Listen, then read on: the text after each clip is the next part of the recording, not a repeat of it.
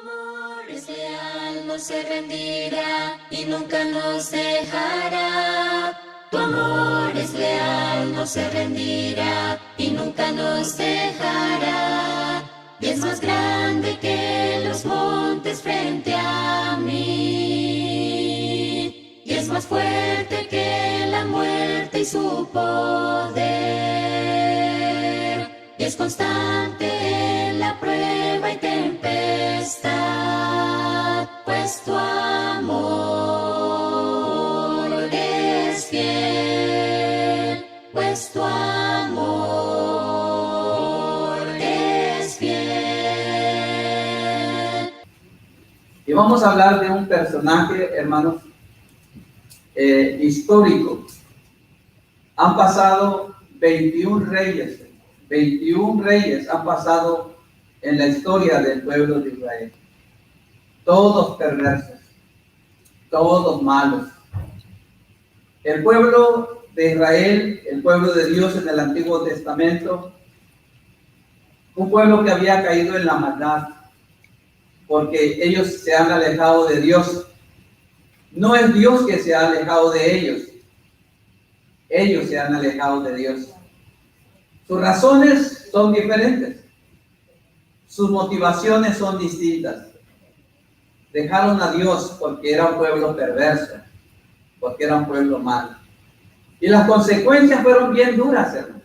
El pueblo cayó en cautividad.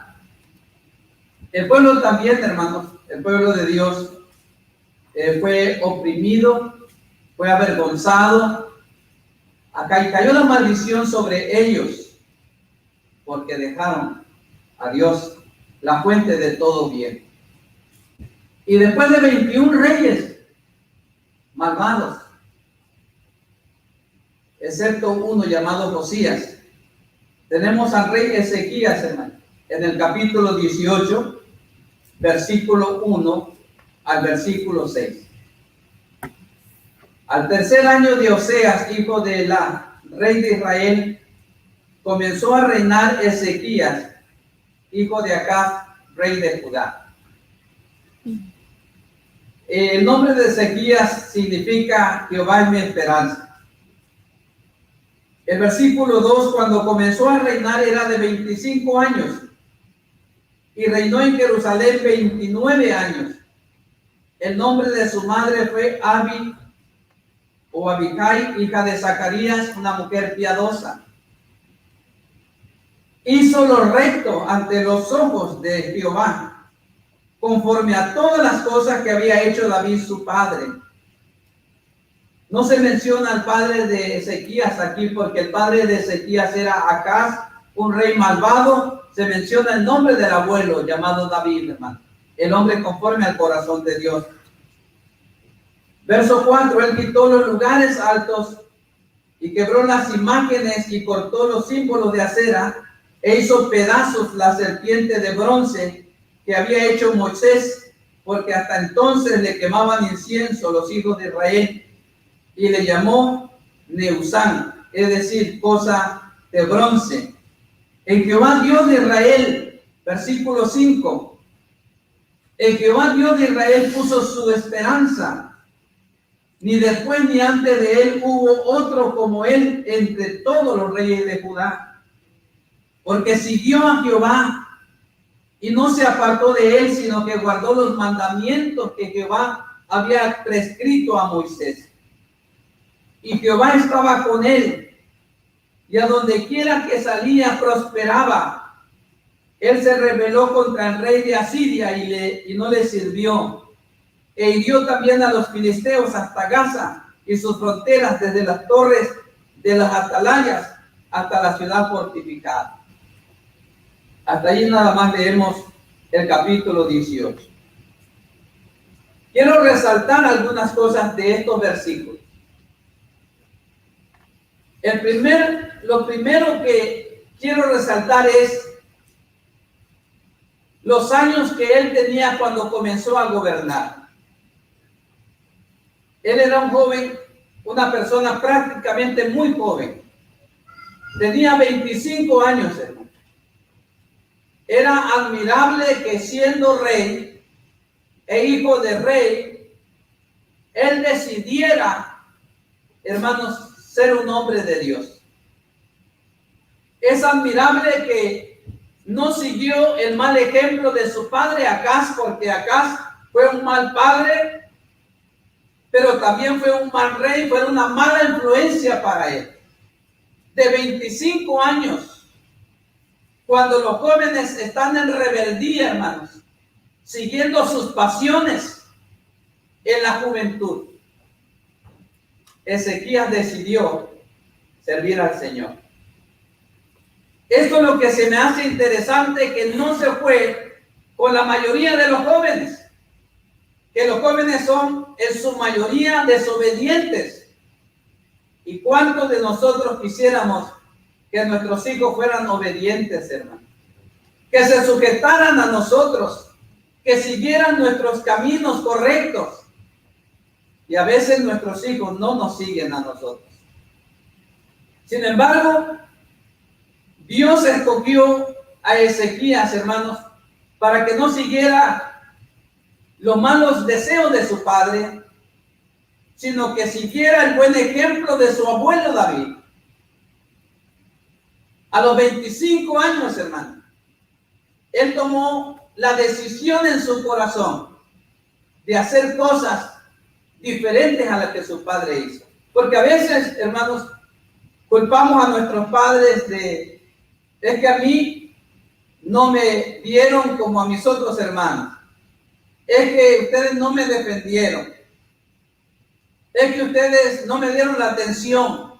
Los hijos ponen muchas excusas para rebelarse contra el padre o la madre. Sin embargo, aquí tenemos un ejemplo, hermanos. Un ejemplo de obediencia. Un ejemplo, hermanos, de entrega al Señor. Se llama Ezequías. ¿Qué es lo que hizo él? Lo primero que hizo, hermano, dice los versículos,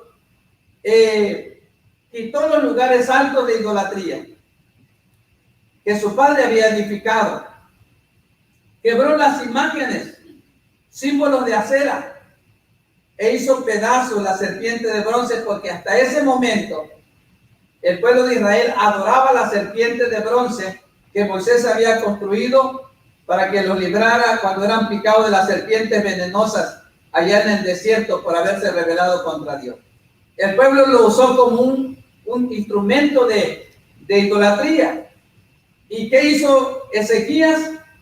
Lo quebró, lo hizo pedazos y no le llamó un ídolo, no le llamó un dios, dijo esa cosa de bronce. Lo primero, pues, admirable de este joven es su edad, hermano. Que pudiendo aprovechar su juventud en el pecado, lo usó para servir a Dios. Gloria a Dios por los jóvenes, hermanos, que toman decisiones como este hombre llamado Ezequías. Que a su temprana edad, gloria a Dios por los jóvenes, hermanos, que ponen a Dios enfrente de sus vidas y dejan a Dios guiarlos. Y miren, vamos al capítulo 29 del libro Segunda de Crónicas. ¿Qué es lo primero que hizo a los 25 años de edad, hermano? Porque cuando él tiene problemas, él va al templo de Dios. Pero antes que el templo de Dios estuviera apto para poder ir y adorar allí, hermanos, él hizo algo que llama muchísimo la atención. Allí nos dice, comenzó a reinar Ezequías siendo de 25 años y reinó 29 años en Jerusalén. Y el nombre de su madre fue Abías, hijo de Zacarías. Otra vez, verso 21. E hizo lo recto ante los ojos de Jehová, conforme a todas las cosas que había hecho David, su padre. ¿Por qué no se menciona el padre aquí, hermanos, de Ezequías? Porque Ezequías era hijo del rey Acaz. A Dios no le interesa poner nombres de infieles. Como se acuerdan ustedes que Dios no puso el nombre de la esposa de Job. Porque a Dios no le importa poner los nombres de los infieles en su libro. Los infieles no tienen historia en el libro de Dios, hermano, para resaltarlos, para recordarlos. Menciona a David, el abuelo. Menciona a Abiai, su madre, una mujer justa y santa delante de Dios. Dice el versículo 3, hermano, en el primer año de su reinado, en el mes primero, ¿qué es lo que hizo? Luego, inmediatamente que él comenzó a reinar, hermano, empezó a hacer reformas, empezó a acondicionar las cosas que estaban destruidas por varias generaciones. Dice, en el primer año de su reinado, en el mes primero, abrió las puertas de la casa de Jehová y las reparó. Eso es lo que está diciendo la historia, pero dice el versículo 4, e hizo venir a los sacerdotes y levitas y los reunió en la plaza oriental. Ok, primero, lo que se le ocurre hacer el primer año, hermano, es abrir las puertas del templo. Porque su padre Acaz, hermano, si usted lee el capítulo 28, Acaz había ordenado cerrar el templo del Señor. No puedo entender, hermanos, por qué el ser humano puede volverse en contra de Dios. Cuando Dios es la fuente de bendición y no hay otro lugar más seguro en que podamos estar protegidos, hermano, que en la mano del Todopoderoso. Sin embargo, Acaz cerró el templo del Señor. Y quebró, según el capítulo 29, capítulo 28, y quebró los utensilios de la casa del Señor. Es un hombre irreverente y malvado, sin el temor de Dios, hermano. Cerró las puertas del templo. Nadie podía ir a ese lugar a adorar. Él no quiso la presencia de Dios. Cerró el templo, cerró la adoración a Dios. Este lugar donde estamos hoy no es santo porque las paredes son santas. Este lugar es un lugar donde la iglesia se reúne para adorar a Dios. Amén. Que aunque mucha gente quizás no quiera venir aquí, pero habrá gente, hermanos, atraídas por Dios para que vengan a adorar a este lugar. Por eso las puertas, hermanos, deben estar abiertas. Durante la pandemia tuvimos que cerrar puertas. Y el diablo hizo cerrar puertas, hermanos, de las iglesias, como lo hizo Acaz. Acaz, el padre de Ezequías, cerró las puertas del templo. Y al cerrar las puertas del templo, no había palabra de Dios. No estaba la guianza del Espíritu Santo. La lámpara que ilumina los pasos del hombre estaba apagada. No había palabra de Dios. Pero vino un hombre, hermanos, que deseaba la presencia de Dios e hizo abrir las puertas del templo. Y también hizo, hermanos, que se diera lectura a la bendita palabra del Señor. Gracias a Dios, porque hay ejemplos como Ezequías, hermano, que aman el templo de Dios, que aman la palabra de Dios, hermano.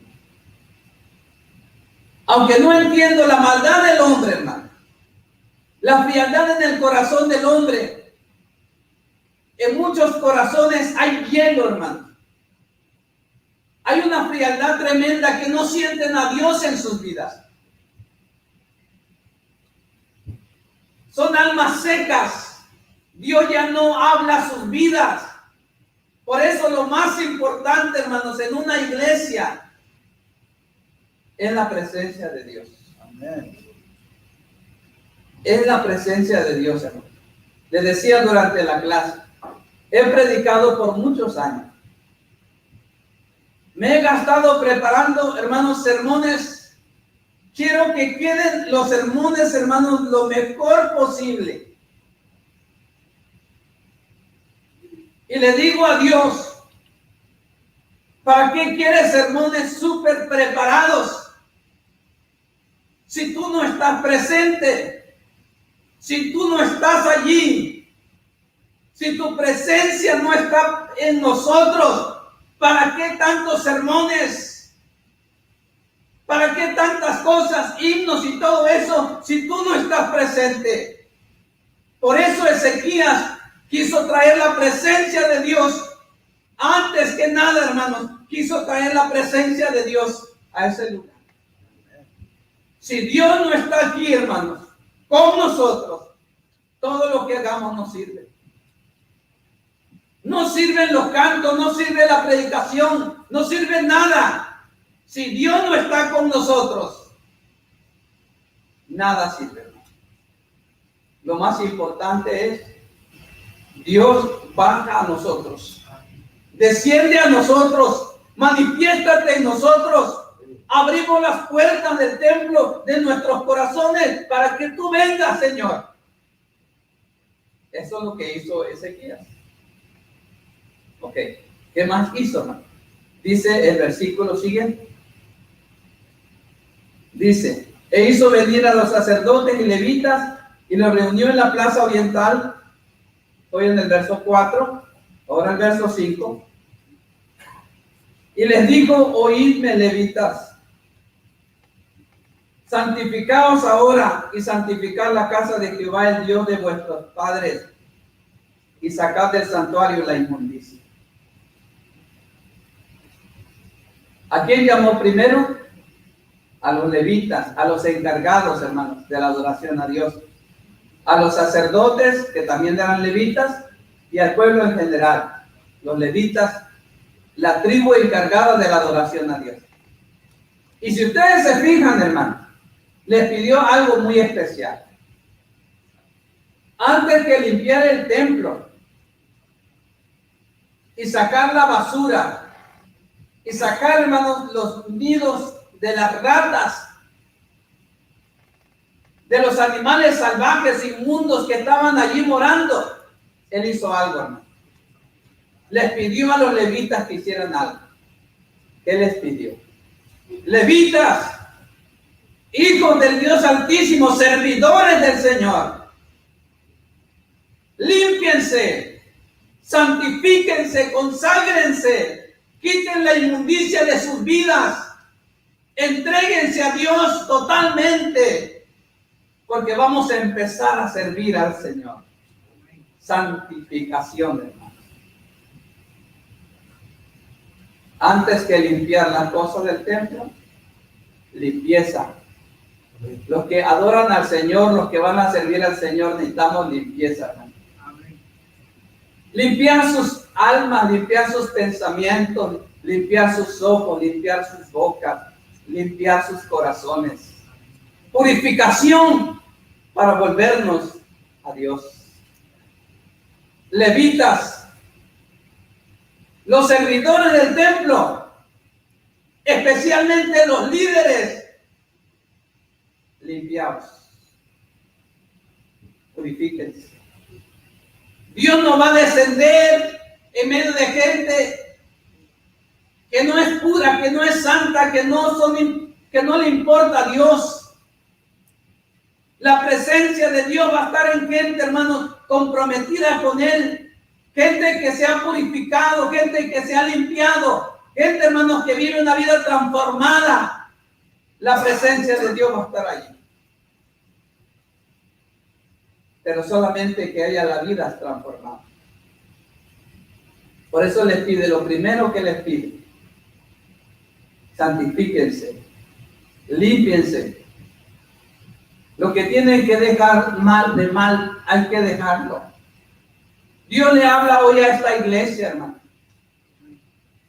Dios te habla hoy a tu vida. Nosotros que servimos a Dios en el altar, limpien sus vidas. Purificaos sus corazones. para que venga la presencia de Dios. Si no es solamente carne lo que está hablando aquí, es solamente carne, es mi pobre humanidad queriendo transformar vidas. Sería mi pobre humanidad. Sería, como dijo Job, un gusano, queriendo cambiar los corazones y la mente de ustedes. Por eso necesitamos santidad y purificar nuestras vidas. Dios nunca será presente, hermano, en personas que no han hecho cambios en sus vidas. Dios nos va a bendecir. Por eso es cuando dice de Ezequías, hermanos, cuando dice de Ezequías que Dios iba con él, estaba con él en todas partes. Y donde quiera que salía, Dios lo bendecía. Porque era un hombre que tomó la decisión primaria, hermano, de limpiar sus vidas, porque hay confesión también aquí, hermano. Miren lo que dice el siguiente texto, el versículo 5, la última parte: sacad del santuario la inmundicia. Ahora, no solamente hay que limpiar las vidas, hay que ponerse a trabajar, limpiar toda la basura, hermano. Y dice el texto que echaron junto al estanque de Cedrón toda la basura. Por 8 días estuvieron limpiando el templo, hermano.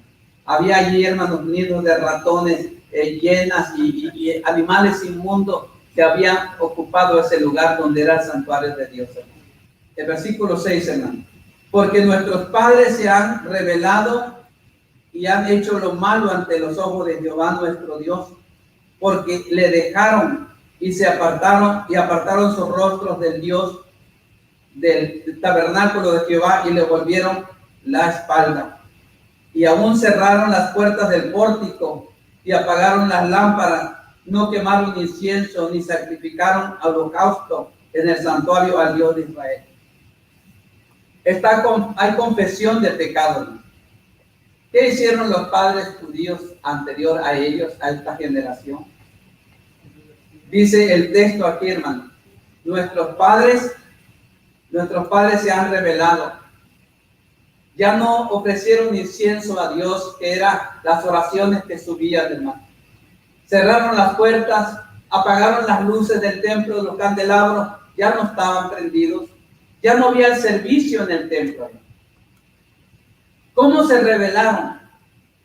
Usted puede decir, hermano, quiero saber cómo es rebelarse contra Dios. Quiero llevarlos a un texto en Jeremías 6:16, hermano. No pierdan el texto porque vamos a regresar allí.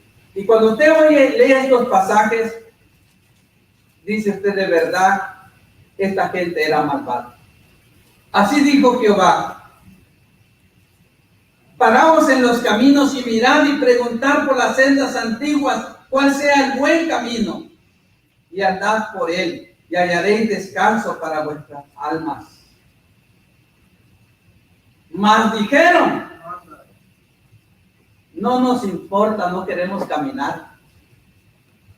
Lo que tú, Jehová, nos mandas, el camino que quieres que corramos, no lo vamos a caminar. Estaban cerrados sus mentes.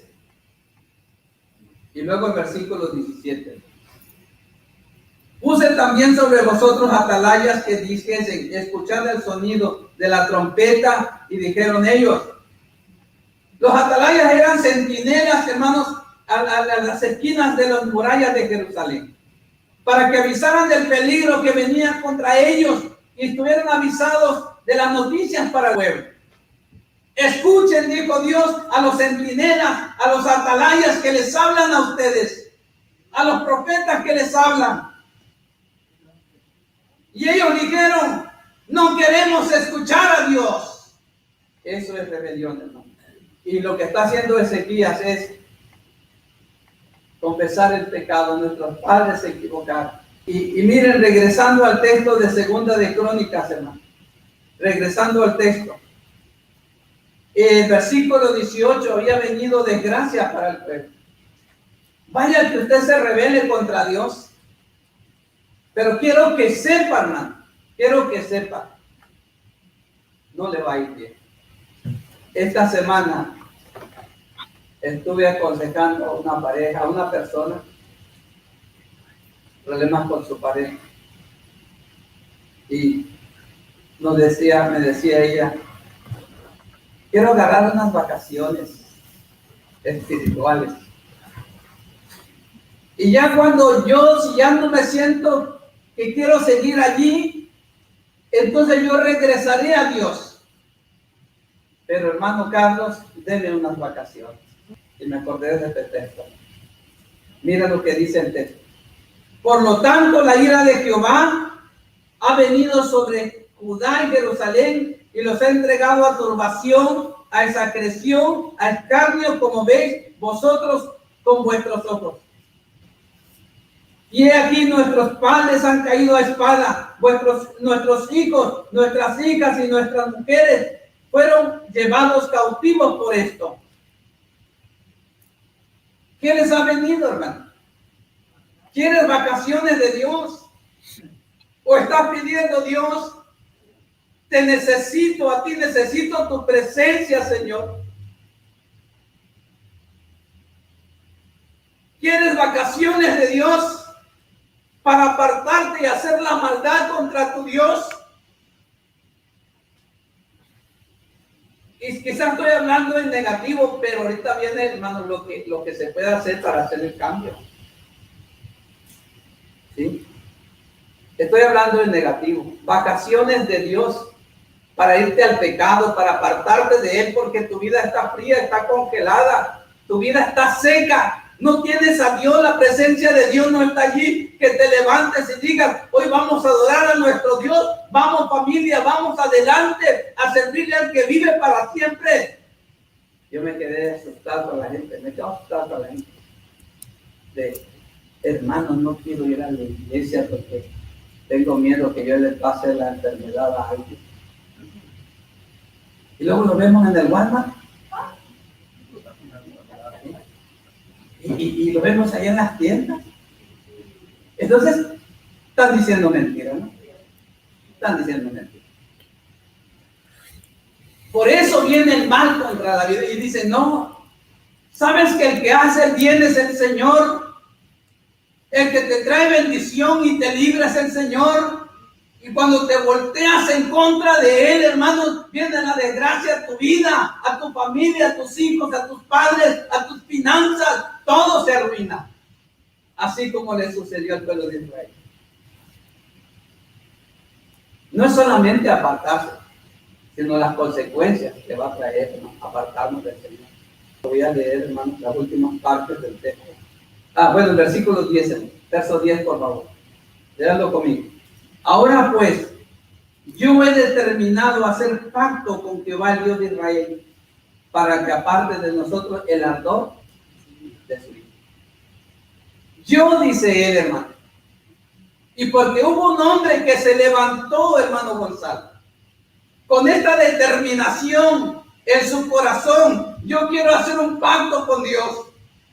Quiero acercarme a Dios, quiero la presencia de Dios en mi vida y en mi corazón. Yo me comprometo con Él, quiero hacer un pacto donde yo me comprometo con Él.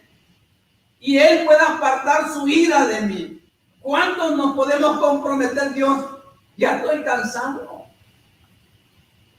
de esta basura en la que vivo. Estoy cansado, Señor, de luchar con mis propias fuerzas. Ya estoy cansado, Señor, de solamente hacer lo que humanamente puedo. Quiero ser gobernado por tu poder. ¿Cuánto queremos dejarle a Dios las riendas de nuestras vidas? Como lo hizo Ezequiel. Yo he determinado. Yo hago pacto con Dios. No un pacto como los que se hacen hoy que te quitan el dinero. No. Hagan pacto de ofrenda. No, ese no es el pacto. Es el pacto de compromiso que Él quiere tener con Dios, hermano. Que tengo la presencia de Dios o no quiero nada. Te tengo a ti, Señor, o no quiero nada. Quiero hacer un pacto contigo. Donde tú me puedas hablar a mí y yo te pueda hablar a ti. Donde los dos caminemos juntos por la vida. Qué pacto tan tremendo, qué actitud tan tremendo de un joven de 25 años, hermano. Los jóvenes que aman a Dios son hermosos, hermano.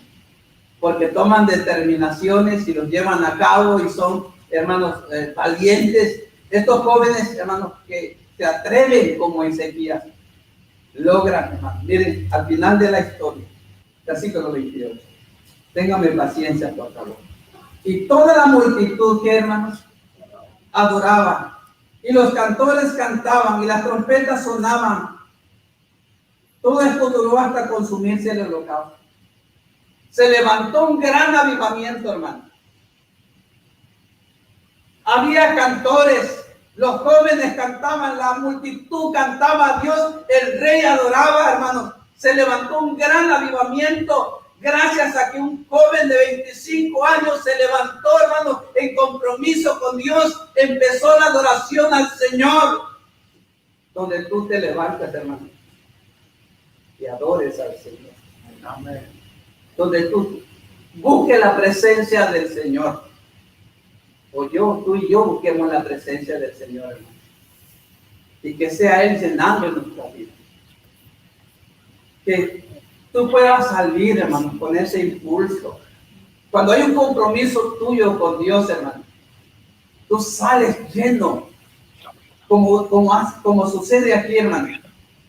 Hay cantos, hay canciones, y la gente adoraba al Señor, la gente cantaba al Señor, había ruido en ese lugar, hermano. No era todo quieto, hermano. Allí como, no quiero hacer ruido, porque es que yo tengo una voz que no se oye bien. Tengo una voz ahí que no quiero que la gente escuche, no más canto, pero para adentro, hermano. Y no hay canto, no hay canciones para Dios. Y miren, hermano, termina así la historia. Versículo 35, hermano. Así pues hubo abundancia de holocaustos con grosura de la ofrenda de paz y libaciones para cada holocausto, y quedó restablecido el servicio de la casa de Jehová. Y se alegró Ezequías con todo el pueblo de que Dios hubiese preparado al pueblo, porque la cosa fue hecha rápidamente. ¿Qué pasó con Ezequías? ¿Cómo termina esta historia? ¿Cómo terminó la historia? Esta es la tapa al romo. Esta es cerrando una historia hermosa. El rey se alegra, hermanos. El pueblo se alegra. Hay entusiasmo, hay alegría, hay canciones, hay participación, hay ofrendas, hermanos, hay sacrificios. Dios ahora está presente en ese momento en la vida de este pueblo, porque alguien de 25 años se atrevió, hermanos, a hablarle a Dios, a comprometerse con Dios. ¿Qué hay entre nosotros, hermanos? ¿Será que es puro aburrimiento y fastidio? Y ya estás esperando que el predicador termine y apúrale, hermano, porque cuando yo llegue al restaurante va a estar lleno así de gente. Y vas al restaurante donde tienes que esperar para entrar 1 hora y te aguantas 1 hora.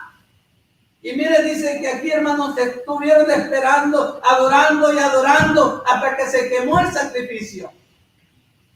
¿Cuánto tiempo duró en quemarse el sacrificio, hermanos?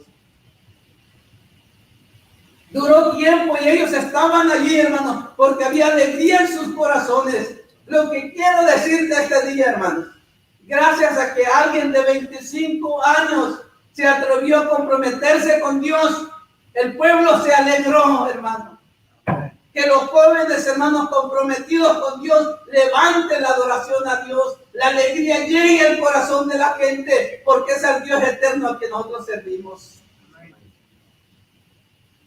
Y quedó restablecido, hermanos, la adoración a Dios.